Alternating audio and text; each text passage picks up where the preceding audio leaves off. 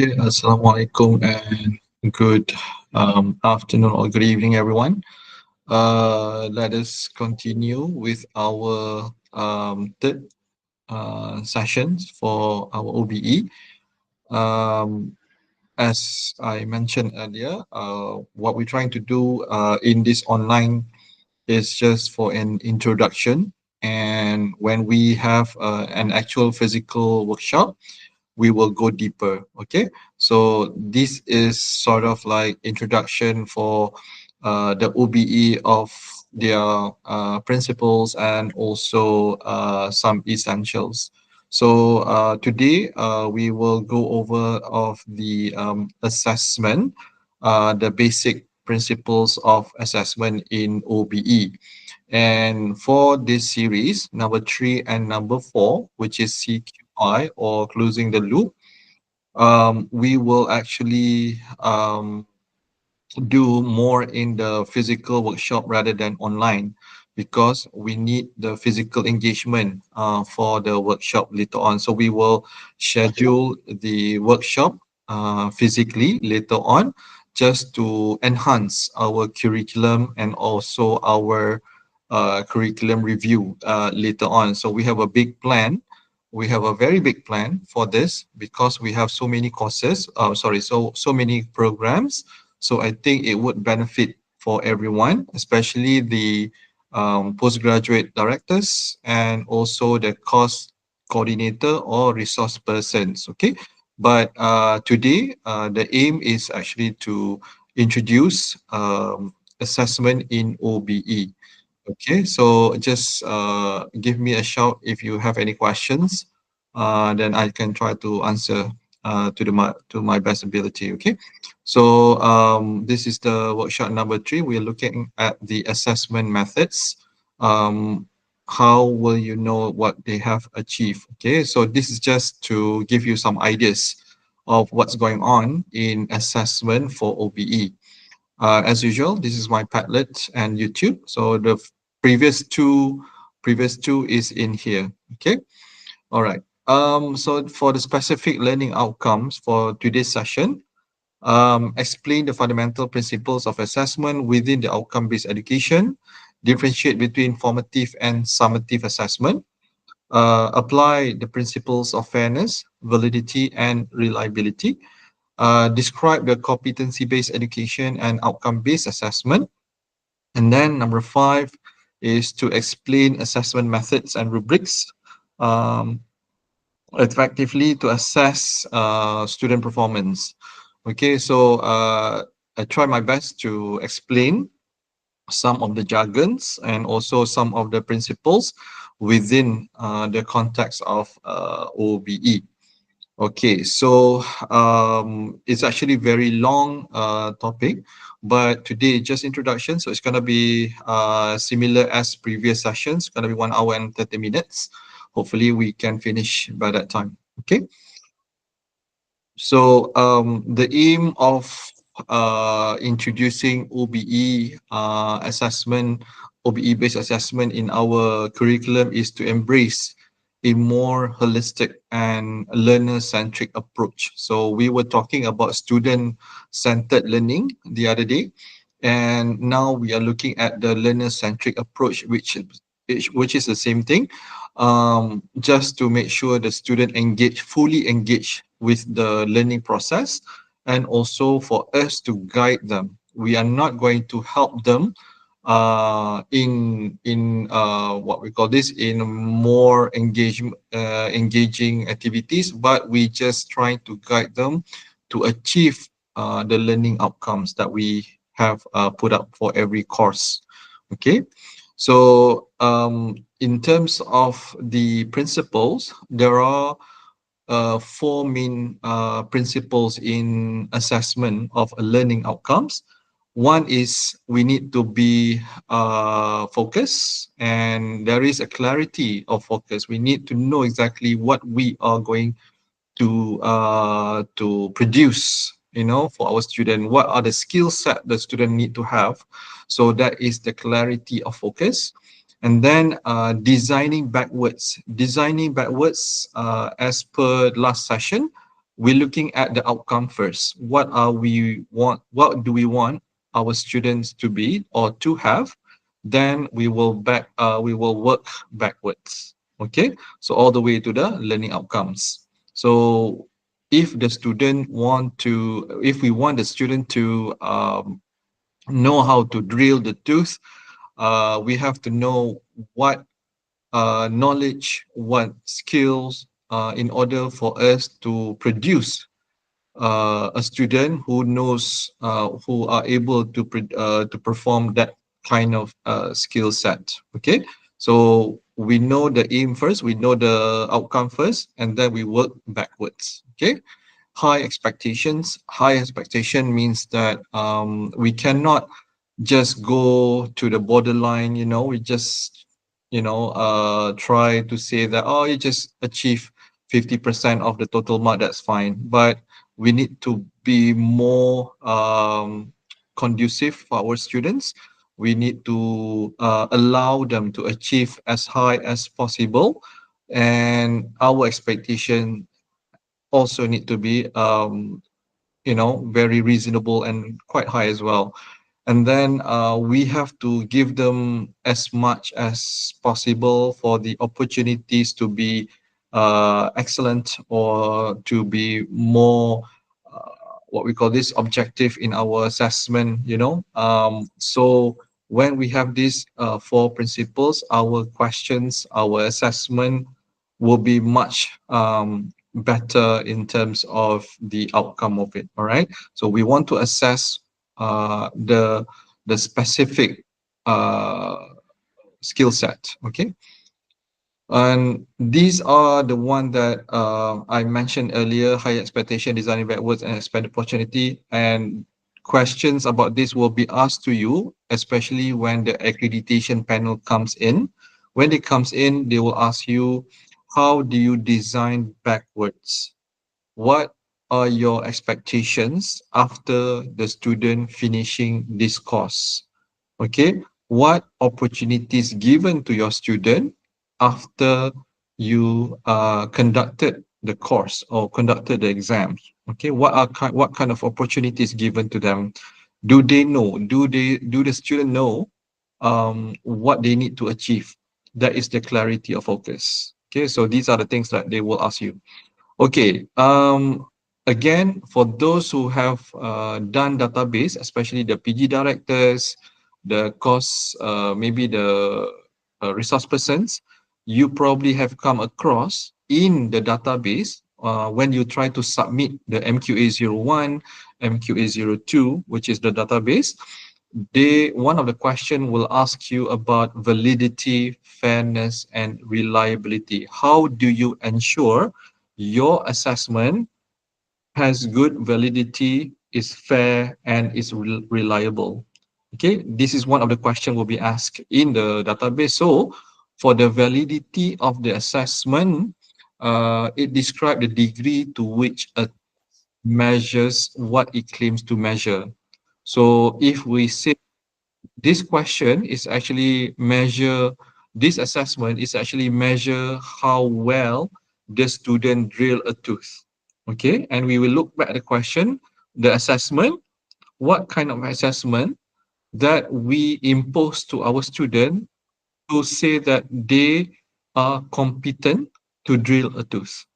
Just an example. Okay, so how do we do that? So normally we will get all the assessment questions in the exam vetting. So we discuss in our within the group of content experts. Okay, so we will do this validity assessment. Okay, and then how are you being fair to our students? We will say, we do double marking. This is just example. Okay, there are many other methods for these, but I'm just giving you so that we all understand the principle of it. All right. So fairness, we are talking about freedom from any kind of bias. Okay, freedom from any kind of bias in our marking, or even sometimes the question itself should be free from any kind of bias. The way you ask questions, the way you put the statement in the questions should also be fair. Okay, we probably, for example, if we have an international students with us, and then the question would be more on the local perspective, more on the cultural perspective, which our international student may not understand. So the question or the assessment itself will not be fair to them.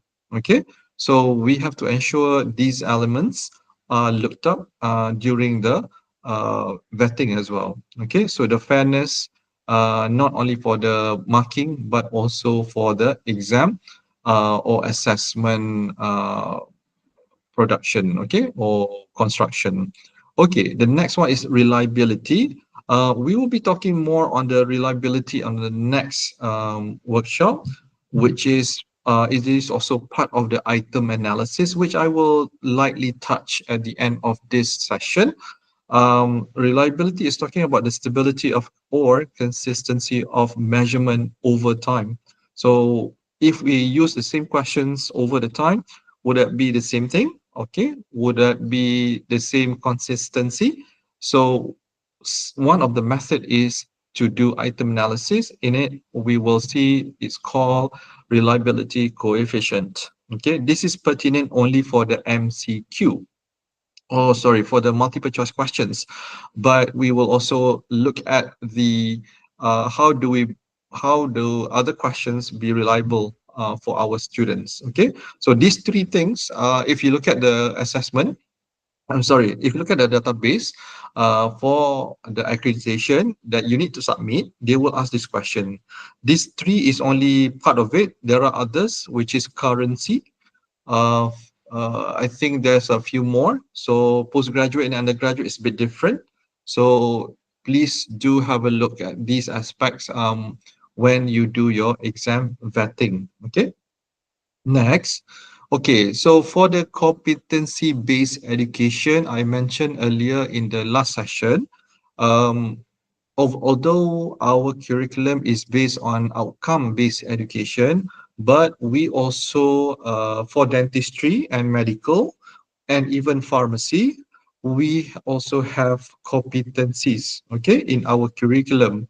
So in a way, we also apply competency-based education. So these competencies are part and parcel of our curriculum, and we need to comply to these competencies. Okay, so I think most of us now is trying to map our competencies to the exams for us to be able to comply to the PQE. This is for the BDS program. So that is the competency that we have to fulfill at the end of the program. Okay, so the competencies that we have in Malaysia, it depends on the level of education. So what are the competencies in terms of this assessment? It defined as the ability acquired by the student to meet educational demands of society. So if you go to any countries that has a proper program standards, they would have their own competencies. Okay, I will show you later about that. And then it is to carry out a task successfully based on defined assessment. So to carry out a task, for example, to drill a tooth successfully based on defined assessment. So that is my example for today, drill a tooth. Okay, it has cognitive and non-cognitive dimension, means that it's just not on the paper alone. It can be psychomotor, it can be affective, okay, all the way. And then it is outcome qualification versus competency. If they fulfill the competency, are they qualified? Okay, if they are qualified, are they competent? So these are the questions would be asked to us as a higher educational provider. What makes them qualify? What makes them competent? Okay, so if we say they are competent, how do we test, how do we assess their competencies? If we say they are qualified as a dentist, how do we say they are qualified as a dentist? Okay, so these are the outcome that we will see in our students once they finish the program. Okay, but if we're looking at the smaller perspective, which is in within the course of the program, so if they finish the course, have they fulfilled certain competencies offered by the course or taught by the course? Okay, so in UITM, we have several courses for undergraduate, for even diploma, towards the graduation. Okay, so we need to check whether we have fulfilled all the competencies imposed by the Malaysian Dental Councils. So for your information, those who are new, only three programs, three what we call this, three skill sets is governed by Malaysian Dental Council. One, dental therapist. Okay, we do not have that program in our faculty. Number two is the dentist or dental surgeon, as it called in the law. And then the third one is dental specialist. Okay, so these three has their own competencies. In fact, for the postgraduate, they have their own competencies for every discipline offered. Okay, so that is the difference between every programs. Okay, and then the second last is acquisition of knowledge versus utilization of knowledge. You get the knowledge or you use the knowledge. Okay, which one is which? Some courses they have the level of achievement. For diploma, maybe the level of achievement or the level of expectation is different than the degree programs. Okay, so we need to understand when we do the questions, are those questions reliable? Are those questions are focused? Are those questions are fair to the students? Okay, because our faculty have been offering Bachelor of Dental Surgery for quite some times. Now we have diploma students. Maybe some of us are still being carried away when we try to make a question for diploma. We thought that they are as par as the BDS program. So that that's a bit of challenge for us, right? So we need to ensure the diploma level and degree level is different. All right. And then the last one is knowledge synergy with skill inculcation. Here the recent MQF 2.0, they divide the knowledge and also the what we call it, the cognitive, which is a higher HOTS, okay, higher order thinking skills. In this case, we need the student to have certain amount of knowledge, certain amount of what we call this uh, what skill, okay, in order for them to fulfill the program. Some of us will say, "Oh, this knowledge is just enough for them to know, or enough for them to understand." All right. So we will put in the PLO1. We probably map it to PLO1. But when we move higher to PLO2, which is a cognitive higher thinking order, so we will say, oh, they need to analyze the knowledge, or sorry, the data that they have. Okay. So this is the knowledge synergy with skill inculcation. Okay. I hope I make it clear at least a bit. All right. And okay, for those who are new as well, you will find these competencies inside the program standard in our Malaysian Dental Council website. So on the left, it is actually competencies of new dental graduate, which is a BDS, Bachelor of Dental Surgery, or equivalent. And then on the right, we have the program standards for every dental specialty. So you will find this in the Malaysian Dental Council website. And in this book, they have all the specialities, including the master level. Okay, so you will find these competencies in the website of Malaysian Dental Council. Okay, and this is the Malaysian perspective. Okay, the Malaysian perspective.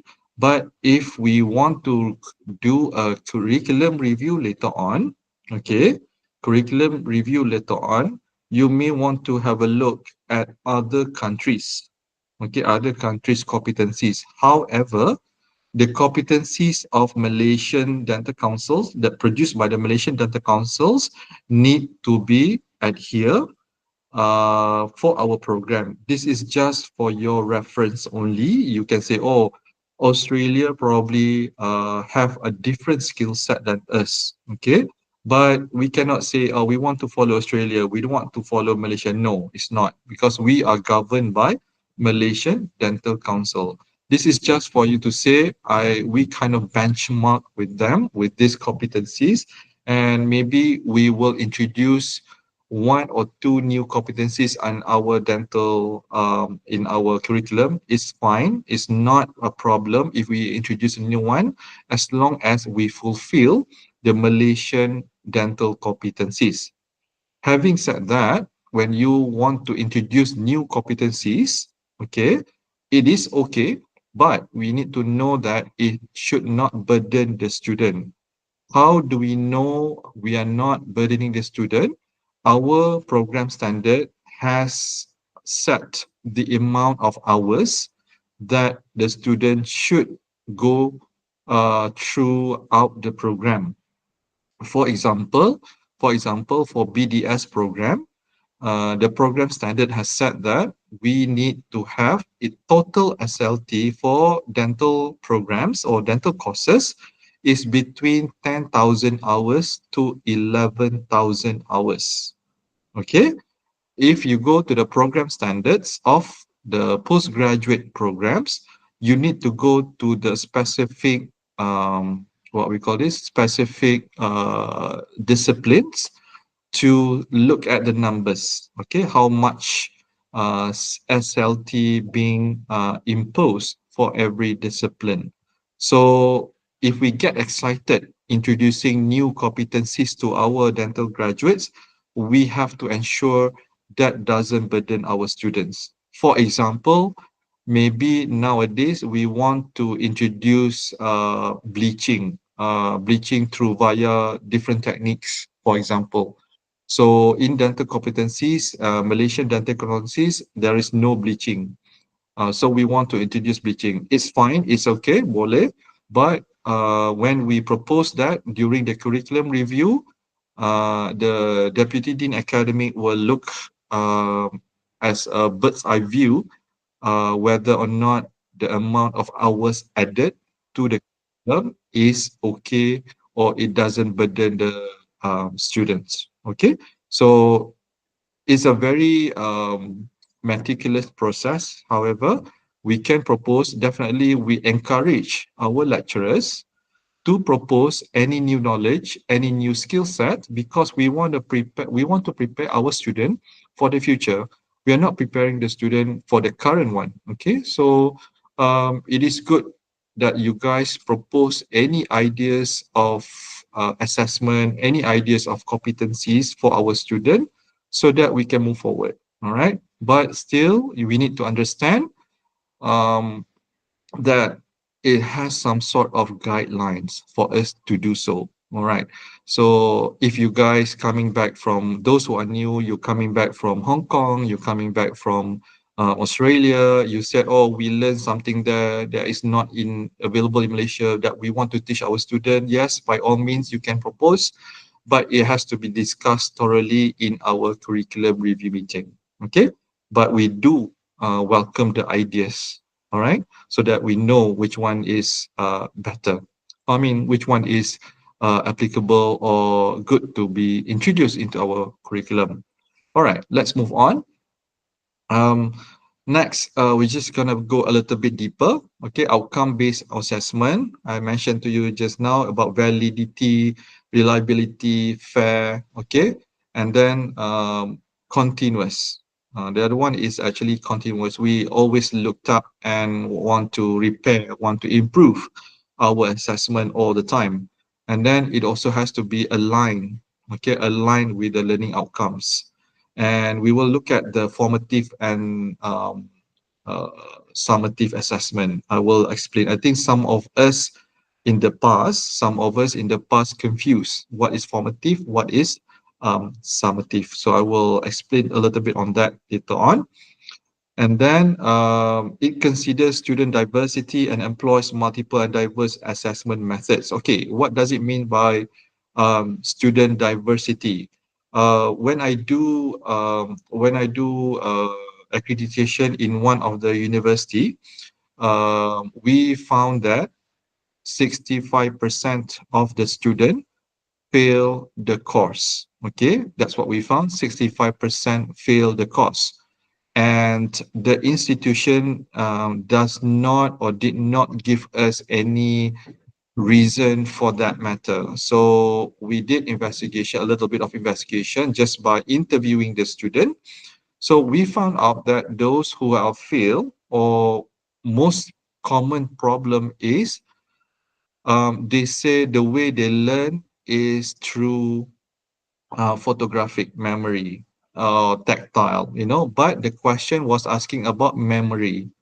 So, sometimes it's good for us to see our student diversity, our student capability, and the question should be able to address those differences, those diversity. So to be safe, what I can conclude for this is make your continuous assessment as many types as possible. Okay, it doesn't have to be on the logbook only. It can be on the case presentation. It can be on different assignment. If you have semester exams, okay, if you have semester exams, it doesn't have to be MEQ all the way. It doesn't have to be MCQ all the way. Okay. If you have MCQ, because we are using the system right now, online system, please do include the photo or the video, but maybe not the audio because it will disturb everyone else. Okay. So we need to consider student diversity in our school. Okay. And then looking at the diverse assessment methods, we need to ensure the method that we propose is suitable for the skill set that we are going to have. Okay, and sometimes it's good for us to reflect what we have done with the student ability. So to reflect what we have done with the student ability is actually at our CQI later on, the closing the loop. Okay. And then the last one, the criterion reference, where the learning outcomes and the benchmark standard become the assessment criteria. So we have rubrics later on. So I will explain to you about rubrics. I think uh, one of our weakness in our dental school right now is rubrics. We do have rubrics, but maybe the rubrics are not focused enough, or maybe the rubrics are not sensitive enough to the skill set that we want to have. Okay, so I have gathered some rubrics which we can do in our physical OBE workshop, and it would help everyone because I would propose that for the similar skill set, we will be using um, the same rubrics. Okay, it will make things easier for everyone. So we will make our UITM rubrics later on. Okay, so I think it will save our time a lot.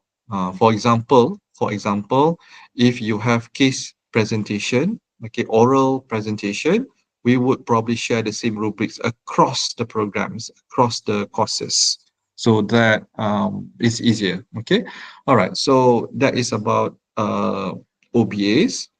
And if you look at the OBA, the outcome-based assessment perspective, there are three things about assessment: assessment of learning, assessment for learning, and assessment as learning. So assessment of learning is just to measure the student achievement against what we need them to have, which is predetermined criteria. That is the most common one that we have right now. Okay, but seldomly we have assessment for learning. It means that we are using the exam, we are using the assessment that we impose to our student to help the student to learn. Okay, this is actually formative assessment. Okay, this is more or less formative assessment. Why I say formative? Because when we look at the definition of formative assessment later on, formative is trying to help the student to be prepared for the actual assessment. So that's why we do not give marks to them, because they are practicing, they are learning. So that's what it means by assessment for learning. The last one is assessment as learning, which is a little bit more complex, where the student themselves actively engage in their own learning with some sort of self-assessment. Okay, they have to do a lot of reflection to deepen their understanding, and they need to have empowerment of their own learning process. That's why in items we have introduced e-portfolio, whereby they have some reflections in there, they have their own assessment, we have patient assessment inside the e-portfolio later on. So that is to support assessment as learning. All right. So in our dental school, we definitely have assessment of learning. We definitely have assessment for learning, but not that strong. Okay, I would say I can say it's not that strong because we have not what we call this make it a bit more structured. Okay, we probably some of us still confused about this, but definitely during the curriculum review we can iron out this confusion. Okay, and then for assessment as learning, this is new, that we could have make it part of the curriculum later on. I know pediatric dentistry for undergraduate has reflection in their curriculum, so that's a good start for them, and they have done this for quite some time. So maybe we can learn from them as well, but we try to see whether we can improve the current methods to a higher level, maybe, or we can just adopt what they are doing. Okay, so these are the perspective of assessment that we need to have in our dental school. Okay, so method of assessment, there are strategies, techniques, and tools and instruments for the collecting information that we need our student to have. Okay, so students need to demonstrate the desired learning outcomes. All right, so let's move on to the formative and summative assessment. So every program, they need to define or make a structured formative and summative assessment.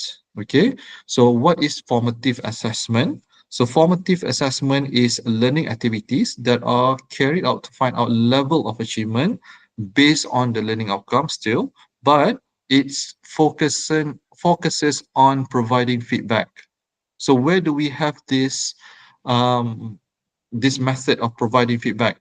If you see the logbook, okay, I just take the simplest, what we call it, the simple example that we have for our clinical students is logbook, because in our logbook, in items, we have provided the note that lecturer can provide the feedback. It's a free text field. If you think the student are not doing well, you can write the feedback and the student can read the feedback. Oh, I need to improve on this matter.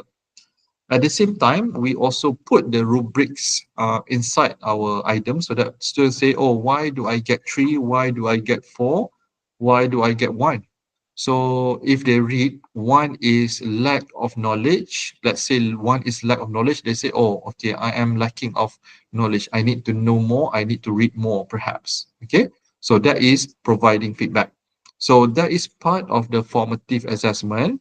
Having said that, formative assessment, we say that we can, we do not take the marks for the final marks. Okay, some of us make it half. half no marks, half got marks for the final. Okay, when we do the um, Benkel, the workshop later on, we will try to solve this issue with some examples. Okay, so the logbook, most of us will take marks from the logbooks, right? As a qualitative, sorry, yes, as a qualitative marks contribute to the final. But at the same time, some of us also do not take marks from our logbooks. They go by quantity, or they just to say that if you pass, you pass. If you don't pass, you have to redo it again until pass. Okay, so that's something to do with to ensure they are at par with the rest of the students. So the formative assessment normally does not contribute marks to the final exam. Okay, and when we talk about formative assessment, there are many types of assessment that you can do as a formative. You can do actually quite pretty much everything. It's just that the marks we don't take it for the final marks. All right. So don't be confused, but list we need to list in our OBE document what are the formative assessment, what are the summative assessment. Okay, so when we give that to our student in the handbook, they would be clear of what they are being assessed and what are the assessments that will be imposed to them throughout the course or throughout the program. Okay. Right. What about summative assessment? Summative assessment is to evaluate student learning skill acquisition, and academic achievement at the conclusion of a defined instructional period. Means that at the end of the course, you will have summative assessment. But summative assessment can be divided into two, which is continuous and final. Okay, continuous and final. So based on the program standards, some program standards will say your summative assessment, your continuous assessment in the summative shall not be more than 50%. For BDS, I think shall not be more than 50%. So we have to ensure whatever summative assessment that we have, the continuous part of it shall not be more than 50%.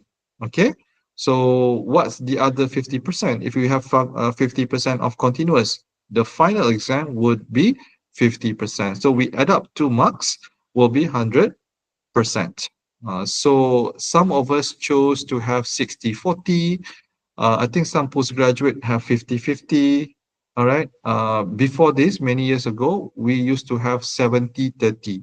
30 continuous, 70 final. Okay. And for courses does not have final examination, they would have 100%.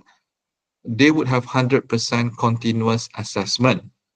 But it depends on the program standard if it allows for you not to have final exams. Okay, so if you look at our BDS program, okay, BDS program, all of our dental, what we call this, dental courses, we have summative assessment and we have continuous and final as part of the summative. Whereas if you look at the university courses, especially the English, Mandarin, if I'm not mistaken, during my time, they were 100% continuous assessment. So the marks are collected from from their assignment and also presentations. So that's all they need to fulfill.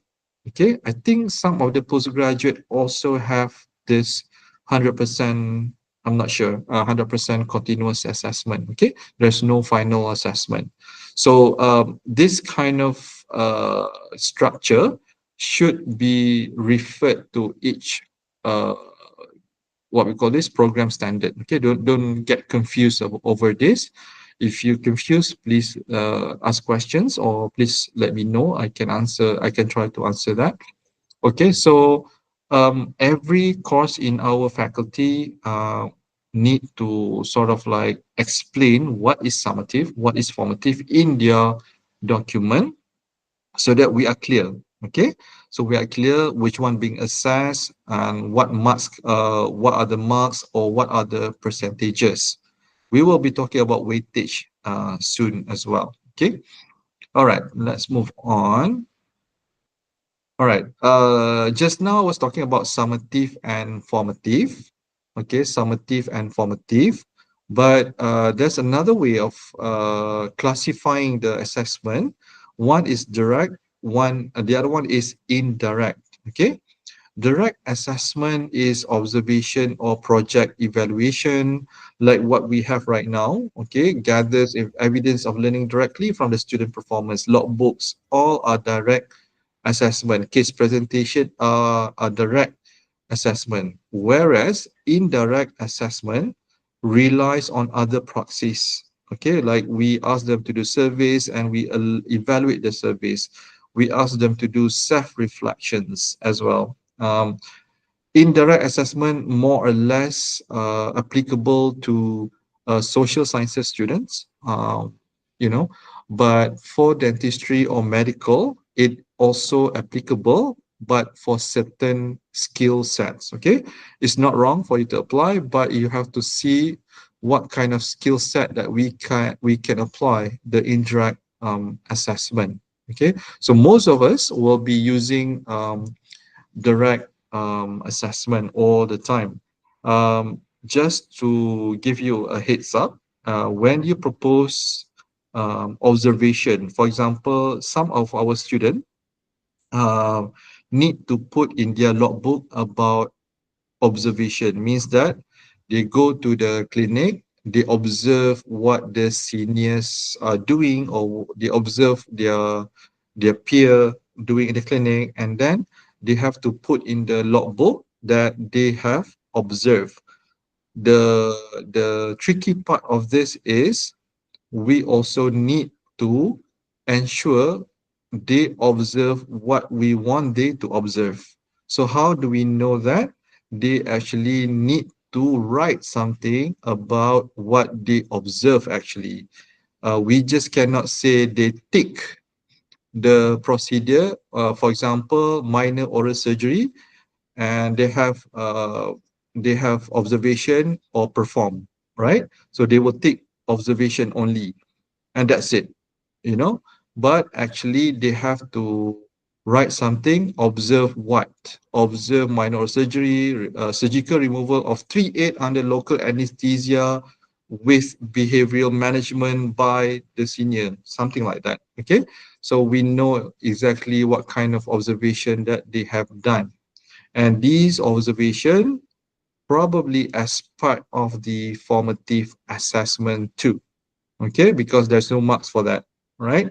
If you were to give marks for observations, it is very tricky because you need to be with the student when they observe. Okay, you need to be with the student when they observe, but it is almost impossible for us to do that because maybe one lecturer is in charge for one group. If four of them observe, we cannot be there all the time with four of them at the same time, so we have to do something else. So we need to get them to write in the logbook what they observe, what kind of skill set they observe, and the more what we call more objective is to write reflection too, for the observations. Okay, and this issue has been brought up in our accreditation, what we call this accreditation visits many years ago. So just be aware of that kind of question that will be asked to you if you are having this accreditation process, okay, or visit. Project evaluation, no problem. I think all of us have some sort of project that we have given to the students, you know. So especially for the preclinical lab or sim lab, you have given them like to do onlays, inlays. You have to do the wire bending. You know, you have the rubrics. You know, and you will marks according to the rubric within the stipulated time. Okay, so this kind of direct assessment, it is uh, good that we have a structured one, okay, and we have a proper documentation for that matter. Okay, so that is just to explain you about direct assessment and indirect assessment. Okay, please excuse me about this. I did not susun according to the blooms, but I'm just going to show you. This is the example of uh, skill set that we can assess, or sorry, what kind of assessment that we can use to assess the skill set. Sorry. Um, so if we are talking about knowledge and understanding, which is PLO1, okay, knowledge and understanding, usually PLO1. So it is actually cognitive only. So lower order thinking skills. The teaching method will be tutorial or lecture. And then the assessment will be written test or quiz. This is like on paper kind of questions, okay, on paper kind of questions. And then we have cognitive skills slightly higher, but now we are moving on to the higher level of cognitive. That's what we call HOTS, higher order thinking skills. Normally, we consider C4 and above as HOTS. Okay, C4 and above has HOTS.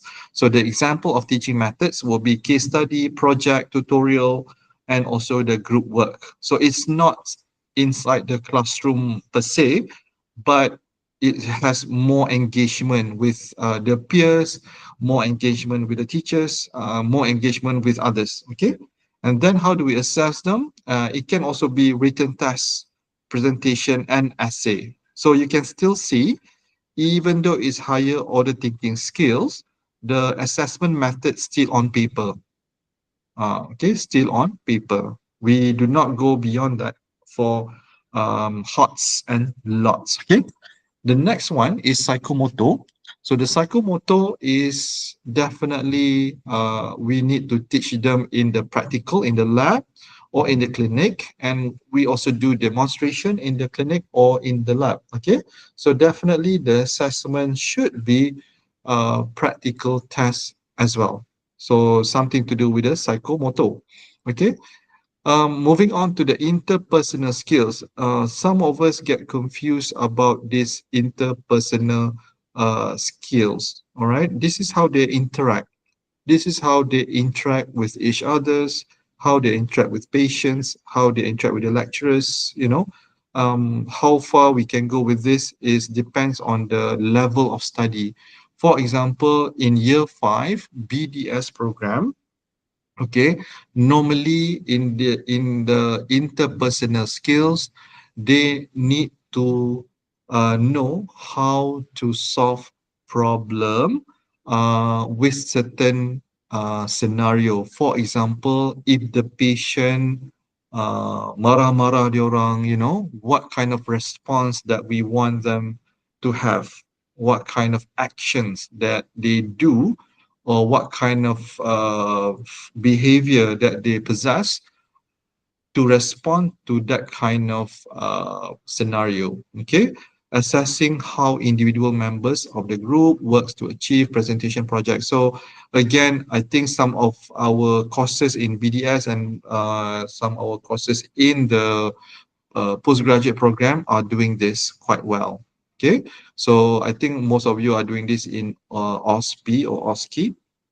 All right, next is communication skills. This is very well known to every one of us. We acknowledge that communication skills is the mainstay of healthcare professionals. We need them know how to talk at least. Okay, so this is effective. It's no longer cognitive. So it's teaching method is by case study, project, tutorials, presentation, individuals. Okay, communication usually presentation, or if you have any other, this is just example, you can have more than this. Okay, it doesn't have to be presentation alone, it can be something else too. It can be in the clinic, in the clinic, how they present the case or how they talk to the patient. Okay, you can do that. So you can evaluate the communication skill in the logbook, definitely. Okay. And then recently, our COPA has added few things, few new skills, which is digital and numeracy skills. So digital skills actually, if you look at the definition of digital skills in the COPA, or sorry, MQF 2.0, it says about mathematics. It says about mathematics. Same thing with the numeracy skills as well, mathematics. Okay, but in our scenario, digital skills, we need to know about using apps, using any gadgets. Okay, and how to manipulate images. Nowadays, our postgrad has got their 3D image.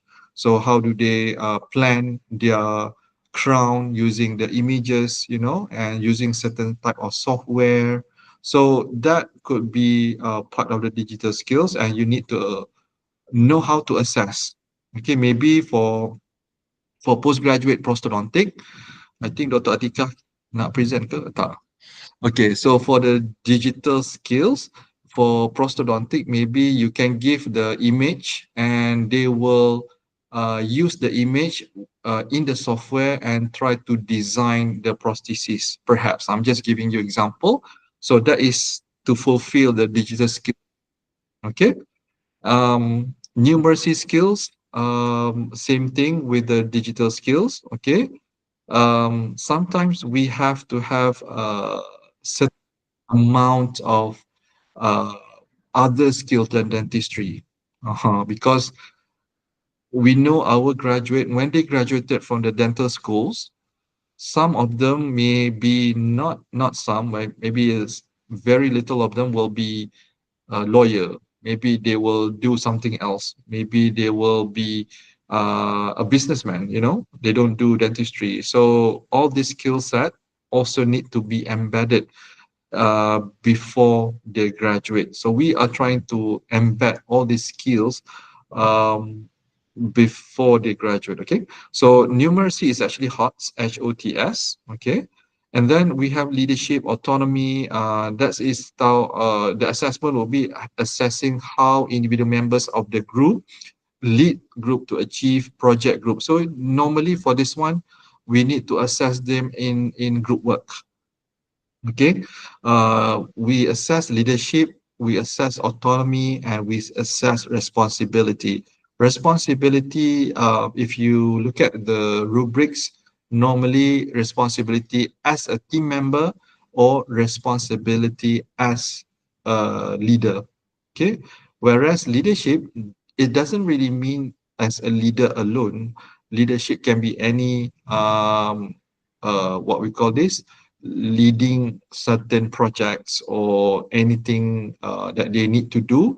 They're supposed to show some leadership quality in their perspective. Okay, so that could be measures via rubrics and within the group work or any activities. All right, so we have to make sure we address this in certain courses. Certain courses may not have this.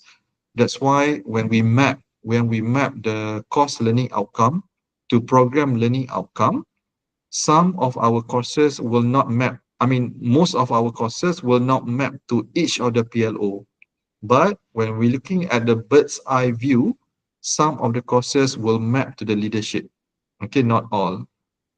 Same for the rest of the PLOs. Okay. All right. Then we have personal skills, we have entrepreneur skills, and we have ethics professionalism. So these are the examples of assessment. Just to mention again, these are the assessment for everybody. It's not for dentistry alone. Okay, so this is just a generic suggestions for the methods. Okay, it's not something that you need to follow, just generic. So we have to make suit to our dental environment. Okay, so at least I give you some ideas what to do with each of the skill set or learning outcomes. Okay. All right. I've been talking about HOTS and LOTS quite a bit. So I found this is quite easy for us to understand. Um, when we talk about remembering, understanding, applying, analyzing, evaluating, and creating, C1 to C6. So C6 in Bloom's taxonomy is supposed used to be evaluation, but now when we follow revised Bloom's, create creating is the C6. So can we use C6 in our BDS program? So if you read this, creating is about putting elements together to form a functional whole and reorganizing elements into a new pattern or structure by planning or producing. This one we can debate whether or not this is actually creating a treatment plan. Okay, anyone agree? With this creating. So maybe postgrad, this is very relevant to postgrad because they are creating a treatment plan too. And furthermore, they are creating a very complex treatment plan, right? But for undergraduate level, they can go up to their level, but still they are creating a treatment plan, termasuklah including referrals. Okay, because that's what they're supposed to do as dental officers or dentists, right? So if you read all this, you probably would understand a little bit more each of these meaning. Okay, so many of us will think when we do vetting, do we need analyzing? Do we need applying? Okay, so how far do we go? How far do we uh, ask the students? Okay, the breadth and the depth of the knowledge itself. All right. So these give you some ideas about HOTS and LOTS. Okay. All right. This just to give you some ideas about the questions for HOTS and LOTS. Okay. So if you take an example for the first one, for LOTS, how would you use? But HOTS is how would you improve? Okay. So more thinking on the HOTS, but LOTS is just easier for them to answer. Okay. But this one is making them to think a little bit more before answering it. Okay, so it involves knowledge, it's involved thinking, it's involved critical analysis as well before they answer these questions. Okay, and then number I see number six. Okay, number six, what is and what do you think? So when we ask number six for HOTS, what do you think? Again, it's just like number one, they have to think further. They have to know more. They have to know the foundation knowledge before they answer that. And they are able to critique. If you ask our student, what do you think about this procedure? Do you think you are doing okay? So they need to say, oh, they are evaluating themselves. Okay, they are doing self-reflection at the same time, and then they are confident to say they are good or they are not good based on what they see, based on what they have experienced, and based also what they have given as an output. All right. So you need to think about, is your course is lots or HOTS? Okay. However, the direction of our curriculum right now, the ministry is asking us to go for HOTS more than 60%, I think. So we have to make sure, even like the from the year one, has to be HOTS. Okay, more HOTS than lots. Okay.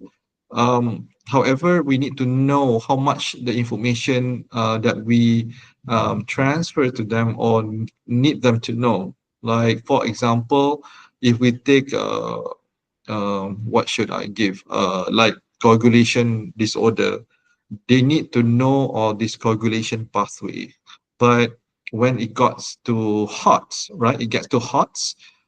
We will ask them like, if the patient has alcoholism, what kind of coagulation pathway or which part of the coagulation pathway that it will be affected. What vitamin or what coagulation factors that is being involved. So these are the things that we ask the student. Instead of direct questions, we will ask more on the scenario-based questions. Okay, so I think we have done that quite a bit in the past, but it's time for us to reflect again. Are we doing enough? Are we doing okay? Or do we need to um, improve? Okay. So if we were to revise our questions, okay, if we were to revise our question, please relook at how you ask questions. Okay. Uh, it's something that we can discuss during the vetting or during the department meeting even, because when we discuss among the content experts, you should be able to what we call this debate or argue. It's a good thing that you can argue, because at the end of the day, we probably have a better methods or better things for our students. Okay, it's good to argue in a positive way, in a conducive manner. It's not to argue in a personal way. So everyone has their own way of doing things, but we have to keep it professional. We have to keep it as conducive as much as possible, so that we will get what we want. All right. Next, again, this is just the description and also the Bloom's taxonomy after the revision. So this is the revised Bloom's taxonomy. So the keywords are given here, okay, for the HOTS and LOTS. Okay, so if you look at the HOTS, which is involving the analyzing, evaluating, and creating. Analyzing is actually comparing, contrasting, distinguish, okay, and discriminate, or doing any experiment or asking. This is just to analyze, to get them to analyze a few things. You give the different types of sorry, you give impression, alginate impression outcome, and get them to analyze each of the alginate, maybe four of them, and they would tell which one is defective, which one is not correct, those kind of thing. That is part of analyzing. Evaluating, again, they can argue, they can defend, or they can choose. All right. So that is part of the evaluation C5. All right. And then the highest one, which is the creating, can they create a thing, or can they give a solid opinion regarding certain matters? All right. So create, build, design, establish, formulate. Right. In terms of right here is actually write a new knowledge or new things. Okay. And assemble. Assemble is not just to assemble, but assemble with a structured way. So when we say, oh, this is a C6 questions, so what do you mean by C6 question? Are they doing the new things? Are they building up a new method? Or are they coming up with a new treatment plan for the patient based on the data provided and based on the scenario provided? So we need to know if they are regurgitating the treatment plan that you have given in the lecture. Okay, if you're regurgitating exactly the same thing that you have given in your lecture slide, that is not creating. Okay, that is not creating. So be careful. Even so, you will say, oh, C6, because they will create a treatment plan. But the treatment plan you have given in the lecture, that is not creating. That is actually remembering even. Okay, remembering. So it's a C1 kind of thing. So just be careful when you put up these kind of questions. All right. So I hope I have explained a little bit more clear to you guys. Please do ask questions if you have any questions. Okay. Again, I give you some examples on the cognitive level. Okay. Remembering multiple choice. If you see three applying, calculation problems. Okay, calculation. Sorry, it's not well oriented here. Evaluating is critical evaluation.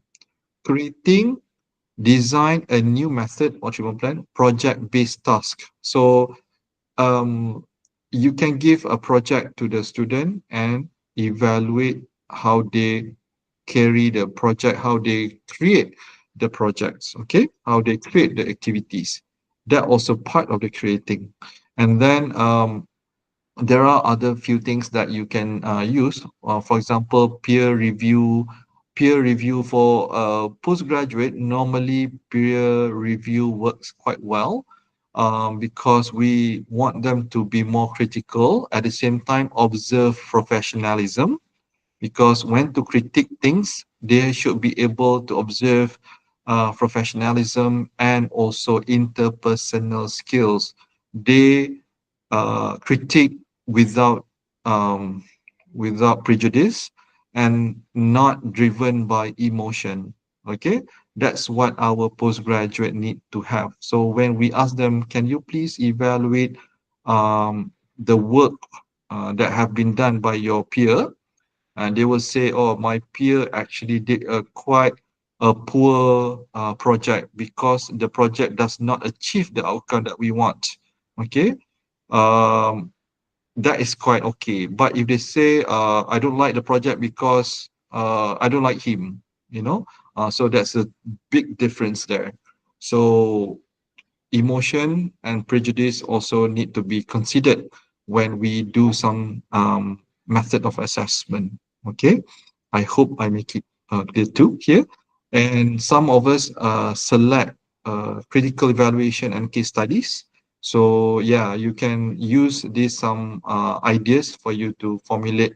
If you want to have a curriculum review later on, you can actually be more creative and try to be uh, more diverse. But when you create all these new things, just to remember, were you able or are you able to evaluate? Because we do not want to burden ourselves too. Okay, when you suggest all this bombastic evaluation, and then you suggest all this so many evaluations, but at the end of the day, we are not able to do so because we don't have time, so you have to be more realistic in terms of that. We have to think about ourselves too at the same time. Okay, so be fair to yourself and be fair to the student at the same time. And what we want to engage with our student is to get them to achieve the outcome that we want them to have. Okay, all right, let's move on. This is, I think everyone knows about this except for those who are just report duty with us, right? There are a few. So for those who are new, if you do question assessment for our exam, if you say your question is cognitive, it has to be paper-based. Okay.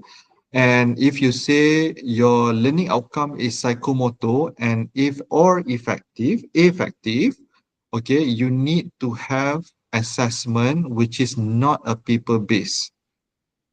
Anything other than paper. It can be logbook, it can be case presentation, it can be projects, it can be designing things, it can be anything other than paper-based. However, when you have psychomotor effective assessment, you need to be more objective in terms of marking.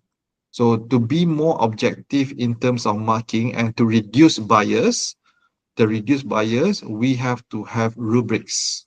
Okay, we have to have rubrics. This element also we need to improve in our faculty because we are quite lacking in terms of focus and also clarity of it. Okay, we will look at it in our Benkill or workshop later on.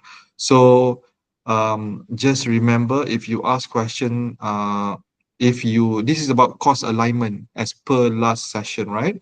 So if you do questions about psychomotor and affective, it should be non-paper based and it should has rubrics. Okay, it should have rubrics. So just bear in mind every time you do vetting, look it up. whether you are doing psychomotor or affective or even cognitive. Okay, so this is something quite easy for you to understand, right? All right, so let's move on. Okay, let's talk about weightage a little bit. I don't have many slide for weightage, but maybe we can do more when we do the workshop later on regarding how to engage our percentage with every items. Okay, so let's see. Weightage is actually a quantitative way of assigning the significance or weight of a learning outcome in a list of learning outcome. Maksudnya, which one is more significant in terms of which one is uh, more significance or more what we call this penting lah. Okay, and we will assign the weightage. However, it is better for us to do weightage based on the teaching hours. Okay, maksudnya kat sini, what does it mean?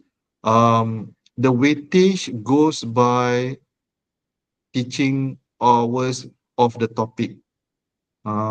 So this is like proportionate. Okay, so if you have seven topics, three of the seven topics is actually 4 hours, but the rest is like 1 hour. So those three topics will have higher weightage among all. So when you do exam questions, the exam question will have more weightage for these three topics. Okay, more three topics. So those yang 1 hour will have lesser weightage. However, having said that, some of our courses has topic which goes by 1 hour each. There's no topic that is more than 1 hour, isn't it? So that will be a problem, right? Because everybody will share the same weightage. So how to divide that? You have to be creative. Maybe half of it will be in the semester, half of it will be in the assignment, and the final examination. That is about blueprint. Okay.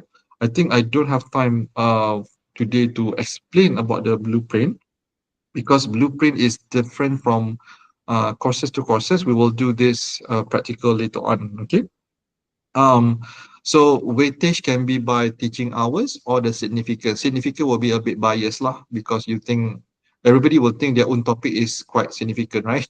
So the more objective is by teaching hours. Teaching hours means contact hours. Contact hours, the face-to-face one, bukan non-face-to-face, only face-to-face. We map it to face-to-face, and then the weightage actually indicate how essential in the learning outcome is and the impact of it, okay, for the final grade. So if you put something that is 1 hour in the final exam, it may not be fair to the student because they have spent a lot of time understanding the 3 hour topic rather than 1 hour topic perhaps. Okay, but you ask it in the final exam, which has a higher weightage in overall. So just be careful with that. Okay. So that is about weightage. This is just an example. Please do not get carried away with this table. I'm just showing you about this table. I will explain a little bit about this table so that you will not get confused. I took this table from one of the university. So, as you can see here, they list out the CLO. They have five CLOs, and every CLO they have percentage because that is the amount of time spent. Okay, for every CLO. Okay, we cannot really follow this. Why? Because in other programs in UITM or even in everywhere else in Malaysia or in the world, their course is by semester. Okay, one semester or one course only goes for the whole semester. They don't go more than one semester. So they can easily say CLO 1 is only for week 1 and week 2, CLO 2 only for week 3 and 4. And as it goes along, so until CLO number 5, they will address it in week 14, 15. So it's easier for them to map to each CLO. Okay. For us, I take example like maybe uh, operative dentistry and endodontics, right? Because they are combined these two. Uh, so now CLO one maybe talking about endodontic, for example. CLO two about operative. CLO three is about SimLab. I mean the preclinical. CLO four is about clinical. CLO five you have like professionalism, communication, whatever it is. But the thing is, you will ask this question throughout the semester. So how can you do something like this, right? I hope you get what I mean. So it's very complex for us to do something like this. Okay. So that's something that we need to think again when we do a curriculum review. Do we need something like this in the near future or in the new curriculum? For example, do we need pre-clinical prosthodontic and then clinical prosthodontic? Do we need pre-clinical endodontic and then clinical endodontic? Okay, so that would be shorten the duration of the engagement with the student. Instead of 6 semesters, they probably will be 1 or 2 semesters only. I'm just saying, I'm not suggesting at all. I'm just saying maybe we can think about it. But definitely it will involve a lot of curriculum, sorry, a lot of uh, mapping, a lot of document later on. That's why in the past, we try to combine as much as possible so that we are not bombarded with such documents. Okay, there are pros and cons of everything. So what we are doing right now, there are pros and there's always cons. Okay, so looking at this weightage, it reflects our curriculum structure in a way. All right, let's move on. And now we are moving to rubrics. As I mentioned, if we do a psychomotor and if we are doing the effective, we need to have rubrics. Okay, so rubrics is actually a scoring guide composed of the things that you are looking for, and which is we listed out as a criteria. So we have a scorecard, okay, and we put it in a different skill sets, or we put in different criteria, and then we will mark it based on certain competencies. Okay, so what are those? So there are two types of rubrics, actually four, but two common types, which is analytic and holistic. For analytic and holistic, uh, usually it's very uh, objective, very focused. Whereas if we have a single point or scoring guide, it's very generic, very general. Okay, it doesn't show much of focus inside it. So what are those? So holistic is actually a snapshot of progress or achievement. They share the feedback on where the student is currently situated based on the outcome. Okay. And these rubrics are ideal for formative feedback. So it's not really for the summative. Mostly it's holistic because we provide the feedback. Okay.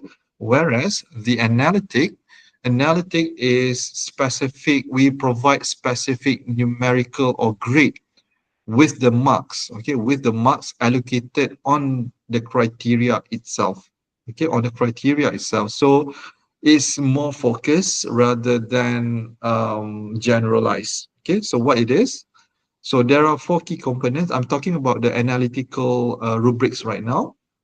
So there are four key components to any rubrics. So for analytical, holistic, they have these components: criteria standards, performance levels, and performance descriptors. So what are those? So hopefully this diagram shows you what it is. So number one, okay, is the criteria. Number one is criteria. Number two is the criteria standard, the explanation of the criteria itself. What are those? Okay. And then we have the skill set above it. So the skill set, we call it number three, a performance level. Okay. So this is a performance level. We can have uh, five performance level. We can have three. We can have four. Doesn't have what we call this any difference, but if you want to be more concise, you can have five or you can have four. Okay, not two or three if possible. Okay, so here they put up the performance as number four, exceeds expectation, meets expectation, approaching expectation, below expectation, incomplete or missing. Okay, for postgraduate studies, just to remind the postgraduate directors, if you are using rubrics as an evidence of achievement of your student for certain competencies, you have to put what level of the rubrics that they meet the competencies. For example, normally we will put at the middle, meet the um, meet the standard criteria or meet the expectation. The next number four, if it is one, two, three, four, five, number four would be uh, beyond expectation or beyond the required skill set. And number five, exemplary skill set means that they perform much better than what we expect. Okay, so if you mark your student number this is one, two, three, four. I said just now it's number three, right? If number two, they did not meet the expectation in your postgraduate studies, the panel will detect this and say, did you ask the student to redo your assessment? And you said no, you are wrong because you need to ensure the student will achieve number three, which is meet the expectation in the assessment. Okay, so some of us need to look at again the rubrics that you have proposed, because when I go for accreditation visit, many of the rubrics were not followed as such. They do not show the student actually meet the criteria or standards or expectations. Okay, I hope I made it understand. Make it understand. All right, so these are a few last slides. Okay.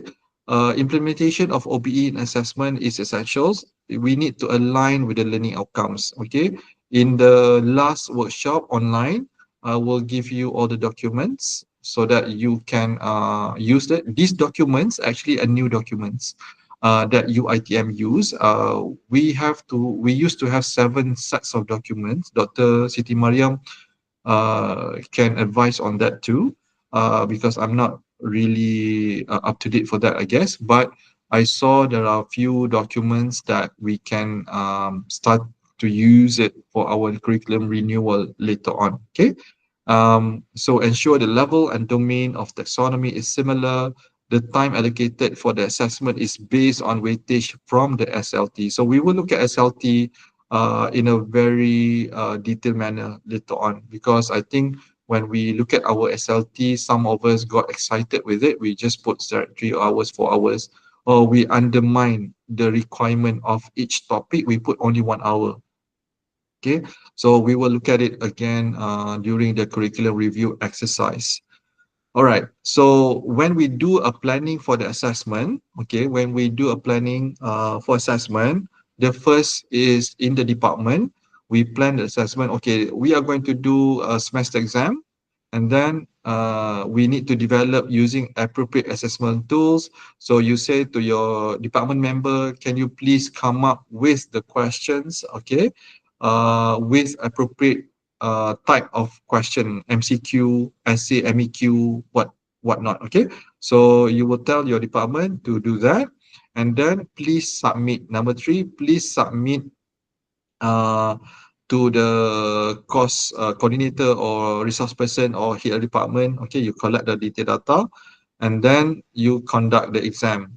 You do the vetting, and then conduct the exam. After that, you calculate the result of achievement. You want to know how much the student have achieved, and then you analyze the result. Okay, analyze the result. I'll be talking about item analysis just in a bit, but it can be many types of analysis that can be done. And then after that, we will detect any weaknesses for the improvements. And then we document it. Document it means we put it in the minutes of meeting, what we have done, what we have found, what we have analyzed. So when the accreditation panel comes, they will see the item, the step number one, all the way to number seven, especially when we are proposing a new curriculum revision. Okay, they will see step number one all the way to number seven. Where do we get this? Is actually within the department. So the Deputy Dean Academic will ask the department to submit this whole process. We can see the whole process from 1 to 7. Okay, so number 7 documentation can even be the JAF or exam board minutes. All right. Okay, next is about item analysis. I will touch a little bit of item analysis, which is supposed to be under the closing the loop, but I just gonna go over a little bit on that. So item analysis is a validation tool for MCQ questions only. Okay, it's not for essay. It gives the constructive feedback related to the quality of items. You will find this in PQE. Okay, so we have to analyze our question. Item analysis literally. Item means questions. Okay, questions. All right.